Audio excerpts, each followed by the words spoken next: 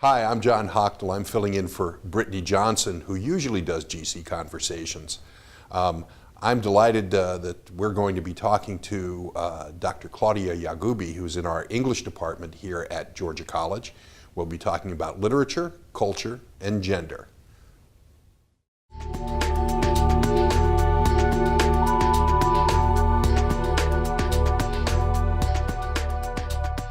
Hello and welcome to GC Conversations.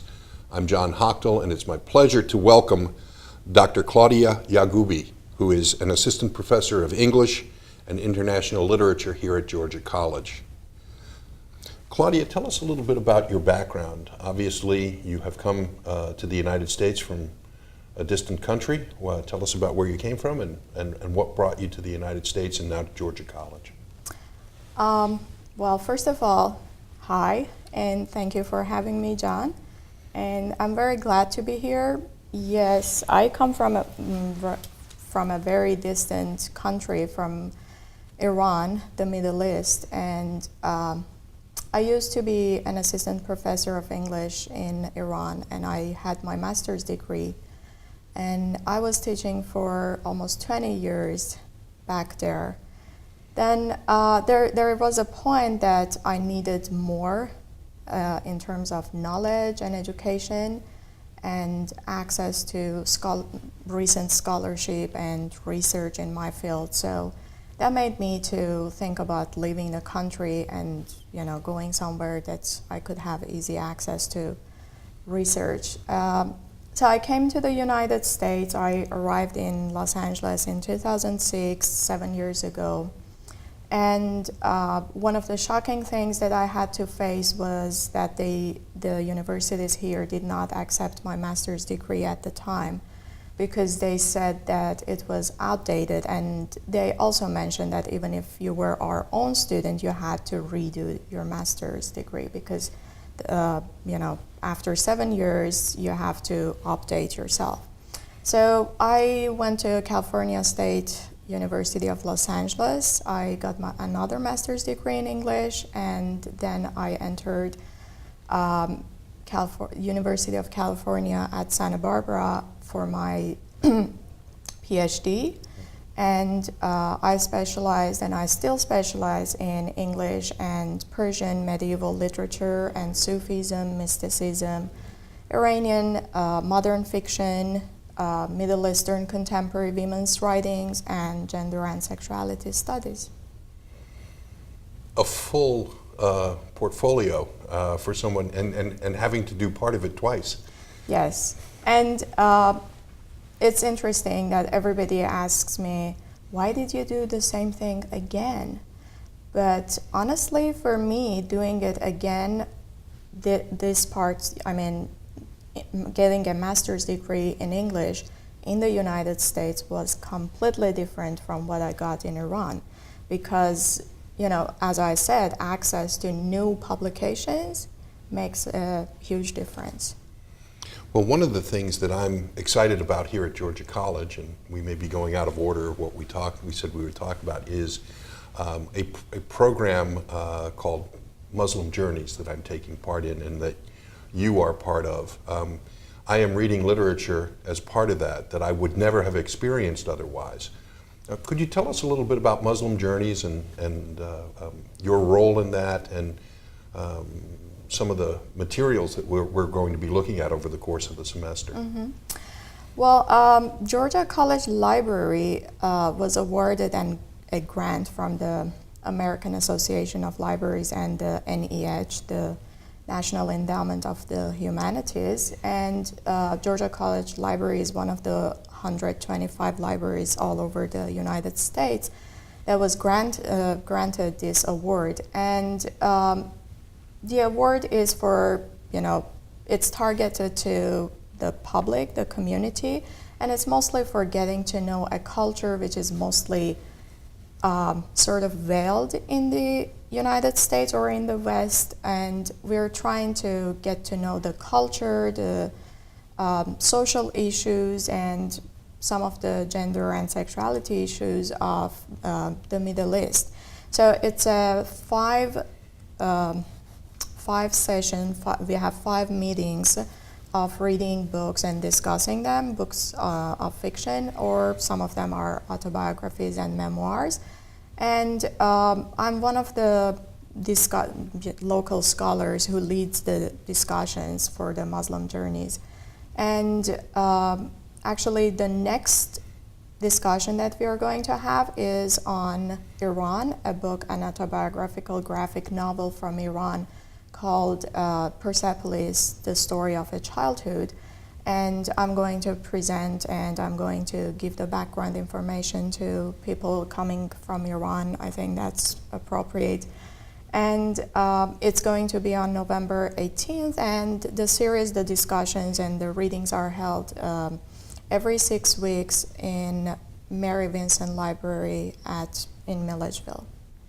One of the enlightening things in the book, the Persepolis, was I was surprised, and I shouldn't have been, but I was surprised to see how much young people during the Iranian Revolution were tuned into what was happening elsewhere in the world in terms of culture and music.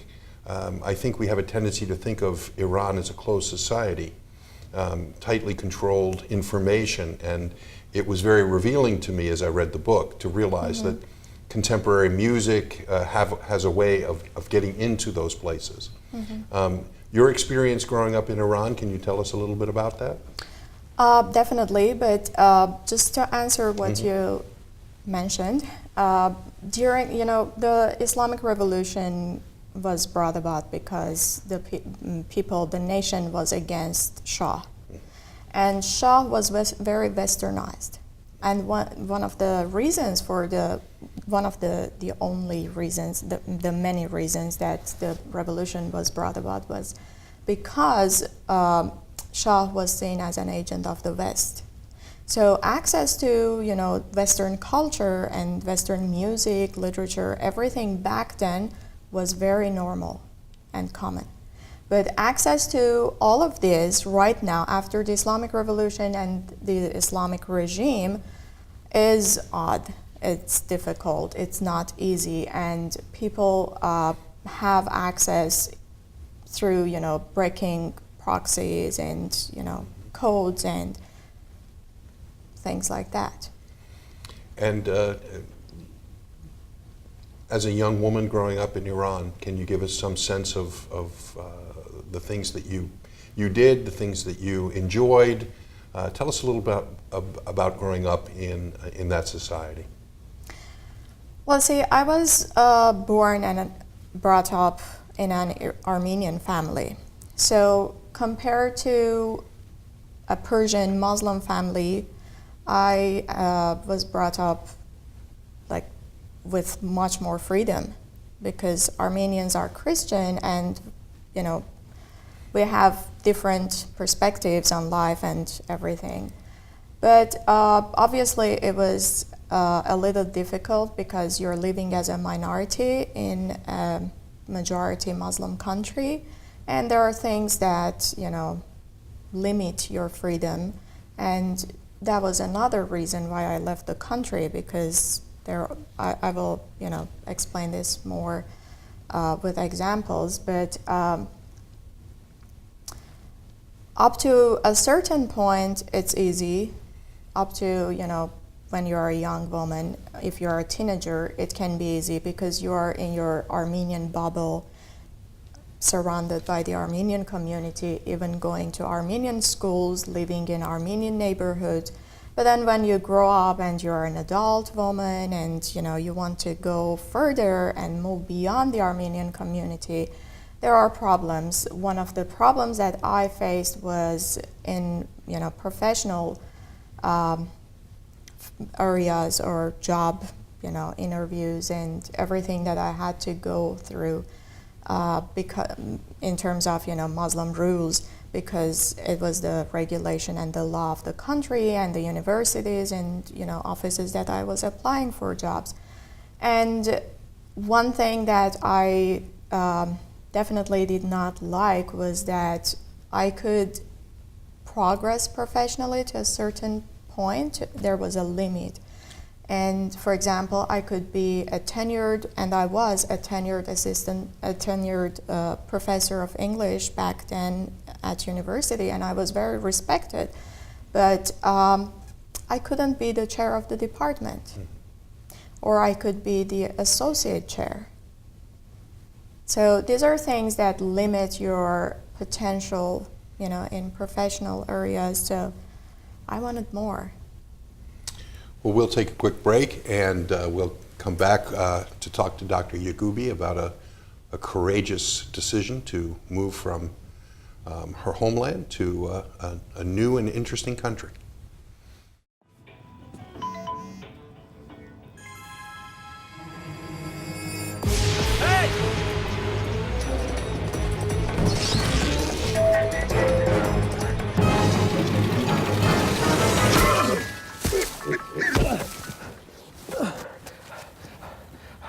So, same time next week?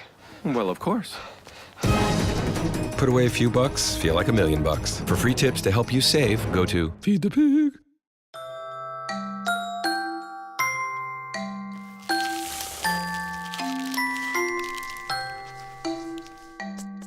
Kids will spend 8 minutes decorating their little brother.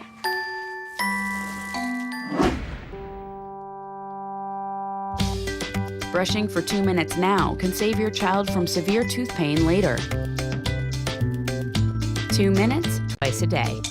They have the time. Welcome back to GC Conversations. I'm delighted to have Dr. Claudia Yaghoobi, who is Assistant Professor of English and International Literature at Georgia College. Early in her career, Dr. Yaghoobi decided that scholarship in the United States was something she would be looking forward to doing, and I want to talk to you a little bit about your trip from Iran, your homeland, to the United States, and tell us a little bit about what you found when you got here and what was a surprise. Well, when I got here, as I mentioned before, I got to LAX, the Los Angeles International Airport. The first shock was that I had to do my master's degree again, but then when I entered into the program and I was in the society, something shocking that I faced was that everybody who approached me thought that because I was a Middle Eastern woman coming from Iran, I was a victim of patriarchy and the oppressed regime, and they were so quick to put me in that category of the oppressed Middle Eastern women. And this happened a lot, so I was frustrated with this idea, because I wasn't looking at myself, or I wasn't viewing myself as a victim. I was seeing myself as someone who was an agent of her own life and future, leaving the country, an independent woman. I had to stay in Vienna, Austria for a while to get my visa to come to the United States. So I didn't see myself as a victim, and it was a shock for me coming from, people living in Los Angeles. So I expected them to be more knowledgeable or aware of what's going on in the Middle East, and not to buy what the media is giving to them. But unfortunately, it wasn't, the case. That wasn't the case.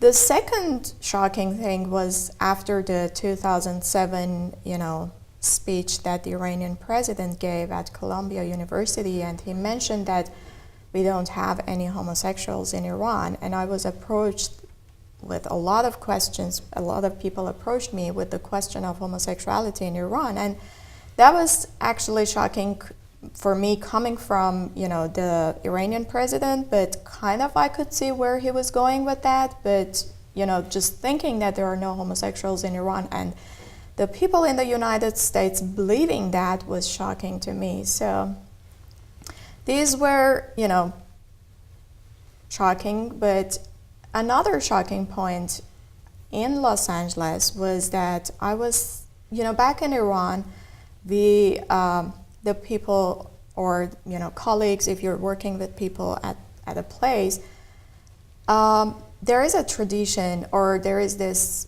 thing that people will say hi to each other and ask how they are, and they care about each other. They're very friendly. They share their food, they share their drinks, and that was shocking for me here, not here in LA, because people were so individualistic, and they weren't willing to share their food. They weren't willing to share their life stories or their anything.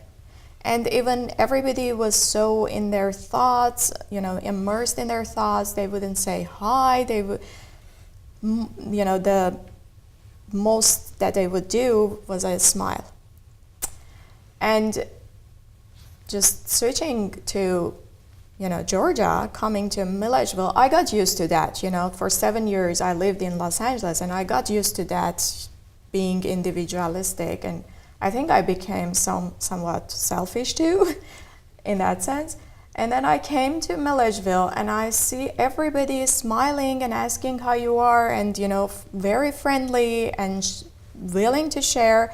And I went back to Iran, and at the beginning, the first week, I was shocked by that here, pleasantly, and I felt that now I was the person in Los Angeles, and these people are those who were shocked, like me, coming from Iran, who were shocked by the Los Angeles people not saying hi or how are you or greetings.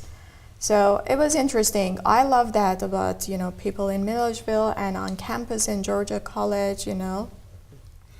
Tell me, if you would, a little bit about your scholarship.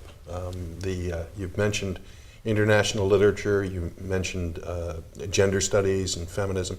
How does it all pull together for you?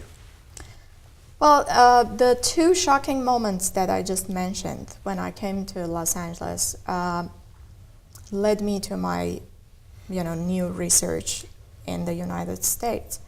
So I started thinking more and more about the culture and the nation and the country that I was coming from, and the misperceptions that people in the West have about this country.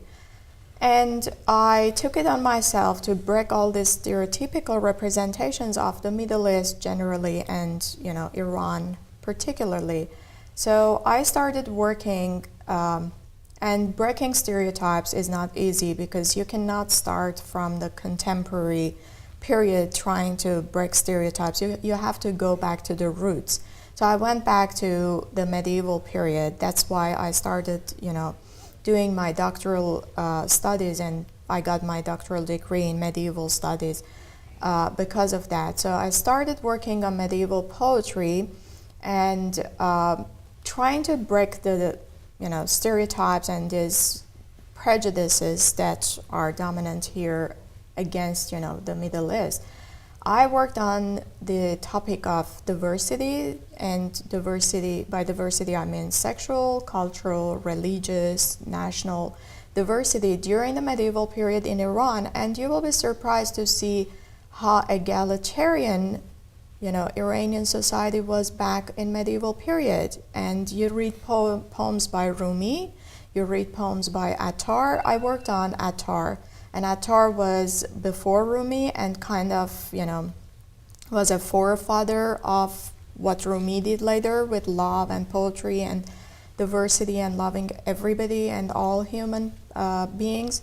So I started from there, but on the side, because I was doing gender and sexuality studies, which was helping me with my dissertation, I was also working on Middle Eastern women and how they're not subservient, they haven't been subservient historically. There is some truth to what's represented outside the countries, but there is also a lot more to what Middle Eastern women have than what we see here back in the West. So I try to break those stereotypes also in teaching, in my research, promoting diversity, and trying to kind of present what Middle East or Iran really is. Well, good. We'll be back after a short break, and we'll conclude our conversation with Dr. Claudia Yaghoobi, Assistant Professor of English and International Literature at Georgia College.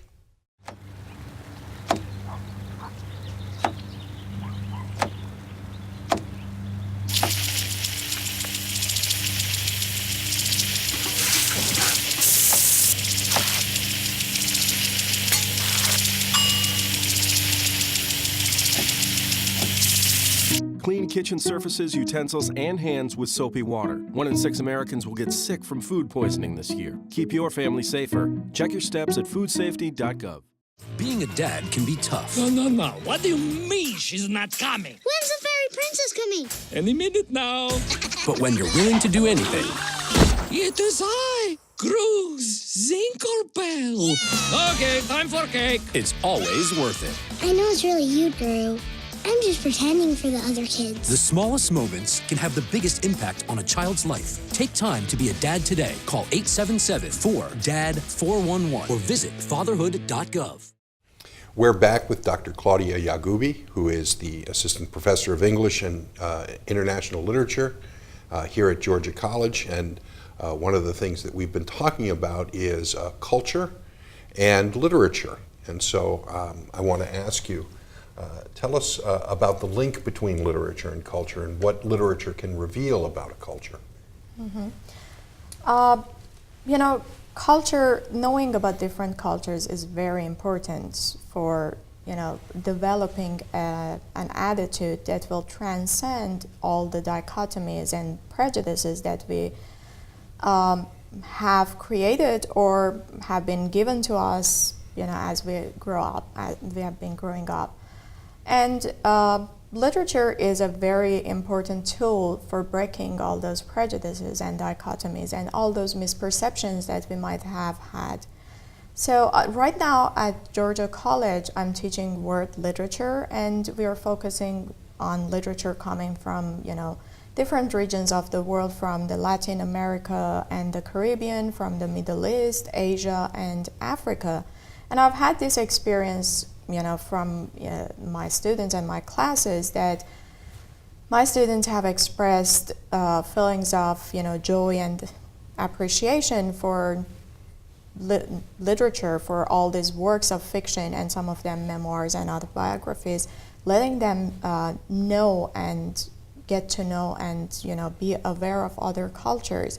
So I think literature is a great, literature classes are a great place to know about other cultures and to know that we don't know a lot about different, diversity and different cultures. So it's a good place to go for students if they're interested. Of course, one of Georgia College's core values is diversity, and so being able to use literature as a tool for them to gain a better understanding of different cultures is certainly right in line with the values of the institution. We Exactly. have a very vibrant English department, Yes. and I know that diversity is important there. We obviously study American literature and British literature, but world literature is extraordinarily important to our understanding of the literature that we're reading, because everything's derivative of what came before it. Yes, and we also offer a wide range of courses. We have, as you mentioned, English and American literature. We have world literature, which covers all different regions of the world, and we have Middle Eastern literature. We have Asian American, we have African, we have African American literature, and then the creative writing program, we also have, classes which promote diversity, such as poetry translation, which comes from different countries and diverse cultures. So yes, Georgia College promotes diversity strongly, and English department is, I think, one of the best departments which advocates especially cultural diversity. And I feel at home there because, my mission, my long-term aspiration is to help our youth to see each other's cultures and each other's background, transcending, moving beyond all these dichotomies and binaries that are just culturally and socially constructed. The joy of literature, I think, is to open up worlds that we do not know. And Yes. whether it's a diversity of ethnic background or diversity of where you come from in the world or diversity of gender. Exactly. I think yes. we have to be aware of those things as we read literature, and certainly with, as I mentioned before, with Muslim Journeys, my eyes are being opened as I read literature that I would not have otherwise experienced. Can you tell us a Glad little? to hear that. Well, You know, as you mentioned, literature is or buying books of literature is the cheapest way to travel. yes, it is. That's true. I have gone many places and never left my chair. Tell us a little bit about some of the activities that are going on in the English department over the next couple of weeks that we might be able to enjoy and take part in. Yes, our faculty in English department are very actively, involved with diversity and promoting diversity and working with other departments. So on November 6th, we have the annual Women's Studies Begum and Gordon Lecture, which has been organized by Drs. Beauty Bragg and Katie Simon of our department, English department. And it's going to be in the Museum Education Room at 5:30, and it's open to public. And our speaker is Noli Rooks of Cornell University. We have the annual, on November 11th, we have the annual writing awards that we honor the Margaret Harvin Wilson Award to our students who have entered a contest for their writing skills, and there is a cash award of $1,000 and a certificate and public recognition for them. So this is open to public, and we would like to see the community there, encouraging our students. And then we on November 11th in the evening at 6:30, I will be giving a talk which is titled Sexual Ideology in Modern Iran. And this will be, right now it's going to be on the second floor of the Georgia College Library, but we are thinking of getting a different place, a different room because of the number of people who are attending. And this talk is going to cover all, the sexual ideology in Iran and women's activism, and going with the breaking of stereotypes. That is my mission. I'm trying to show that Iranian women have not been that subservient. They've had their feminism, they've had their activisms, beginning from pre-modern period to today. And on November 6th, we also have another event, which is a Skype talk by an Iranian human rights activist who wrote the book called Zahra's Paradise, and I have organized this event. It's going to be held at Arts and Sciences Auditorium at 7 p.m.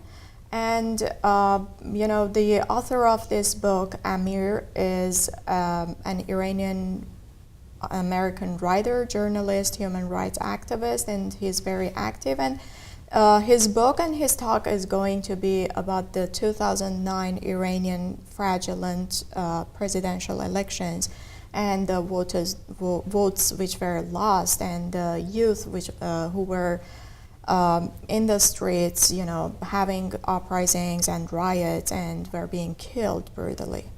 So yes, we have these activities, but in addition to activities, we have faculty who are involved with various centers on campus. For example, we have faculty members who are actively working with the International Education Center and the Study Abroad program, and we have had faculty teaching in foreign countries previously.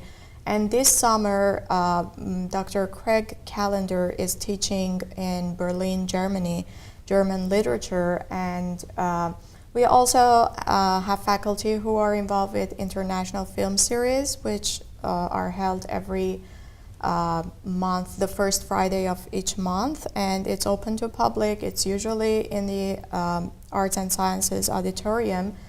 And Dr. Eustace Palmer, that you might know, is also actively involved with the preparation of students for participation in the Southeast Model of the African Union, which is an annual simulation of the annual meeting of African heads of state.